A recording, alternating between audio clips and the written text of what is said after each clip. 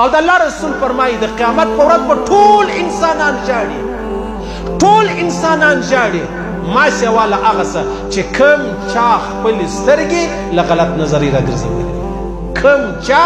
خپلې سترګې له غلط نظرې راګرځولې ویلې. بس د خدای دپاره عزیزانو زه هم دا نه چې زه په منبر ناست یم، په محراب کې ناست یم، نه نه نه نه،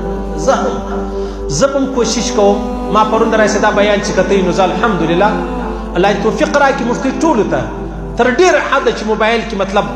که ماته څوک وایي مونږ ته خو هم غټ موبایل استعمالوي، صحیح ته ما مشوره وه دا دی لکه یو سړی چې ډاکټر ته وایي ډاکټر صاحب ستا خپل هم ټوخی کېږي، هغه وایي ته ما مشوره ته خالي شا راوګرځه بس تندر ولګو نور وځه، ته ما څه کوې چې زما ټوخی کېږي، ته راغلی دې لرې چې ډاکټر صاحب زما علاج کوي، ما پرېږده، ما و رب سره پرېږده، ما و ګناه سره پرېږده، پر دې روی زمین هېڅوک پاک نشته، ټول ګناهګار